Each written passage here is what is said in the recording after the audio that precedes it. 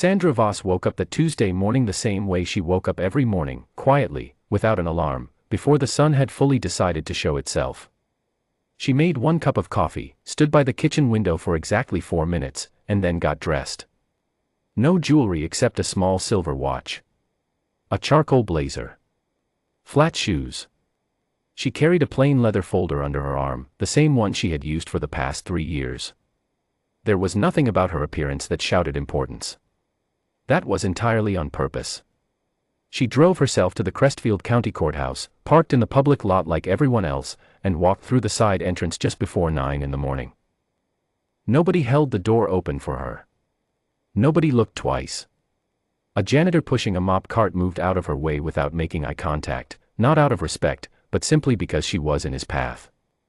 She found a seat in the back row of courtroom 4, set her folder on her lap, and waited for proceedings to begin. Sandra was the deputy director of the State Law Enforcement Oversight Commission. Her office reviewed the conduct of every officer in the state. She could recommend suspensions, order retraining programs, and sign off on formal disciplinary actions that ended careers. She had been doing this work for 11 years. She was very good at it, and she was very quiet about it, because she had learned long ago that quiet people see more than loud ones. That morning, she was not there for any one person in particular. Her office had been conducting a broad review of courtroom conduct across 3 counties, and she liked to begin these reviews by simply sitting and watching. She would observe how officers stationed in courtrooms handled the public, how they spoke to people, how much patience they showed, and how they carried themselves when they believed nobody important was watching. She had filled many pages of notes this way. She had also, over the years, opened many disciplinary files because of what she saw during these quiet visits. Officer Dale Pruitt had been stationed at the door of courtroom 4 for the past several months. He was 34 years old, had been with the department for 7 years, and carried himself with the easy confidence of someone who had never been seriously questioned. He was tall, kept his uniform neat, and had a habit of scanning the room the way people do when they're looking for problems, or perhaps looking for a reason to step in. His file, sitting on a desk in Sandra's office, already had 2 substantiated complaints attached to it. One involved a citizen who said Pruitt had been unnecessarily rough during a routine traffic stop. Another came from a court clerk who described him as dismissive and aggressive during a minor procedural disagreement. There had also been a formal reprimand 8 months earlier for failure to de-escalate a situation that could have been resolved with a simple conversation. A review of his conduct had been scheduled for the following week. Sandra already knew his name. He did not know hers. Court began at 9:15. The judge, a sharp-eyed woman named Marion Fields who had been presiding over that bench for 19 years, took her seat and the room settled. Cases were called. Attorneys shuffled papers. A defendant near the front whispered something to his lawyer. The morning moved along the way courthouse mornings always do, slowly at first, and then all at once.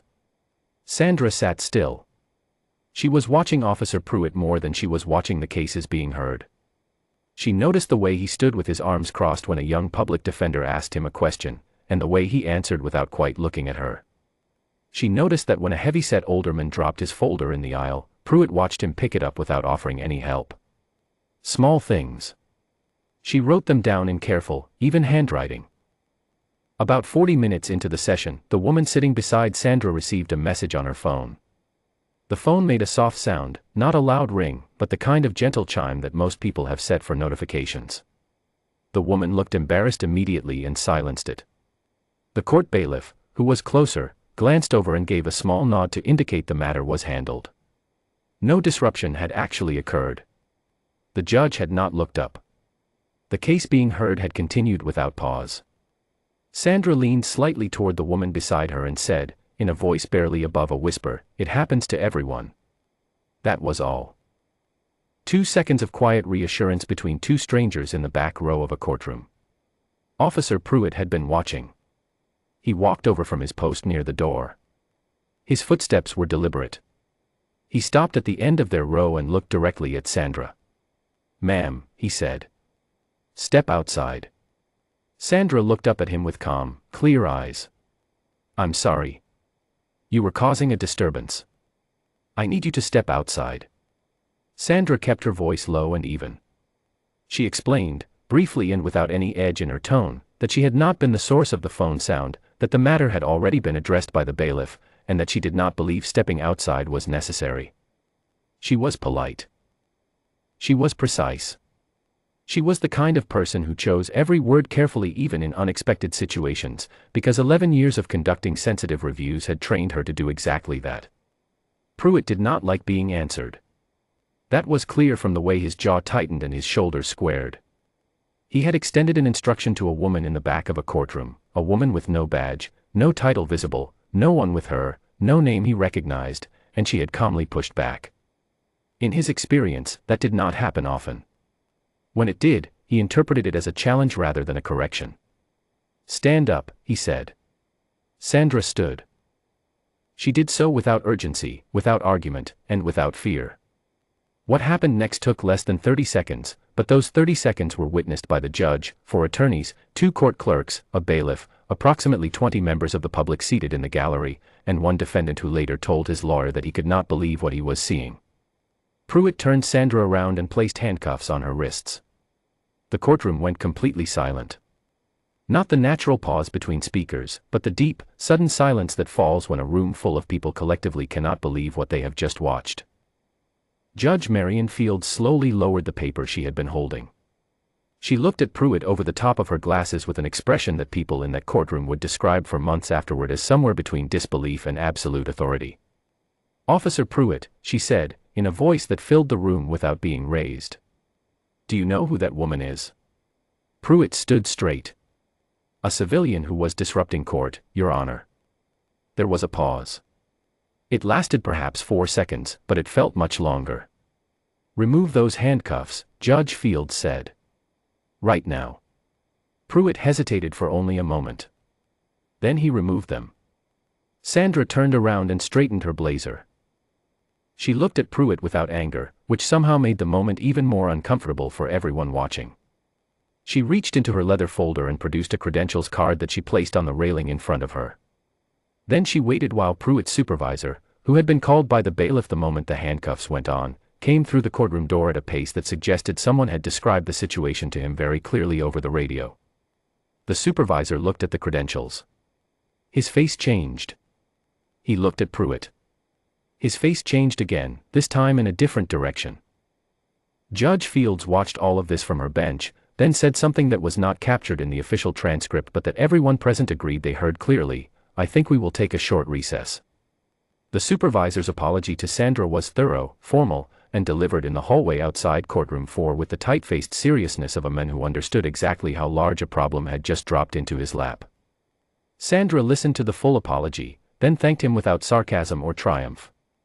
Then she said, quietly, "I had Officer Pruitt's review scheduled for next week. I believe I have enough information now." She picked up her leather folder and walked toward the elevator. The word spread through that courthouse with remarkable speed. By lunch, it had reached the precinct. By end of day, it had traveled through 3 departments. Officers who had never met Sandra Voss found themselves suddenly wanting to know who she was, what her office did, and most urgently, what exactly she had written in that folder. What they eventually learned, piece by piece, through official channels and hallway conversations, was that the folder already contained quite a lot. Sandra's office had been building the review of Pruitt's conduct for 6 months. The 2 prior complaints were documented carefully. The formal reprimand was there. There were written accounts from 2 colleagues who had raised concerns about his approach to members of the public in non-urgent situations. There was a note from a supervisor who had cautioned him twice about his tendency to escalate situations that could be handled calmly. What Pruitt had done in that courtroom was not an isolated moment of bad judgment. It was the latest expression of a pattern that had been building for years, and Sandra Voss had now witnessed it directly, from the back row, with her own eyes. 3 weeks after the morning in courtroom 4, Officer Dale Pruitt received a formal letter from the State Law Enforcement Oversight Commission. The letter described the findings of the conduct review, referenced the prior complaints, the formal reprimand, and the courtroom incident in clear, factual language. It announced a 45-day unpaid suspension, effective immediately, with a mandatory requirement to complete a full de-escalation and professional conduct retraining program before returning to duty. The letter was signed by Deputy Director Sandra Voss. The retraining program that Pruitt was required to complete had been developed 18 months earlier by a working group that Sandra's office had assembled. She had contributed directly to its design. The program focused on recognizing assumptions, choosing measured responses over immediate authority, and understanding that respect between officers and the public was not a one-way street. It was considered one of the better programs of its kind in the state. Several departments had adopted it voluntarily. In a quiet way, the story of what happened in Courtroom 4 that Tuesday morning became something that people in legal and law enforcement circles talked about for a long time. Not because the ending was dramatic. There were no scenes of Pruitt being marched out in handcuffs himself, no cameras, no shouting, but because the story had a shape that felt almost too clean to be real, and yet it was entirely real. A woman walked into a courtroom unannounced. She sat in the back. Nobody knew who she was. An officer made an assumption based on what she looked like and what she was not carrying and who she was not with, and that assumption led him to put handcuffs on the exact person who had the authority to suspend him.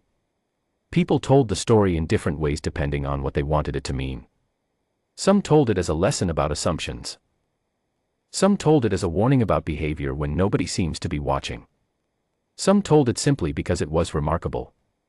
Sandra herself addressed it only once publicly, in a short interview with a legal publication several months later. She said she did not view the incident as personal. She said the courtroom that morning had shown her exactly what her office existed to address, not an officer who was cruel or corrupt, but an officer who had developed a habit of judging who deserved patience and who did not, and who had never been pushed far enough, quickly enough, to change that habit. She said the purpose of oversight was not to punish but to correct, and that the correction in this case had been long overdue before she ever sat down in that back row. She also said something that the journalist who interviewed her later described as the line that stayed with him longer than any other in the piece. The way someone treats a person they believe has no power over them, Sandra said, tells you almost everything you need to know about that person's character. She did not add anything after that. She did not need to. Officer Dale Pruitt served his 45-day suspension and completed the retraining program. He returned to duty in the spring. Whether the experience changed him in any lasting way is not something that can be answered in a file or a formal review.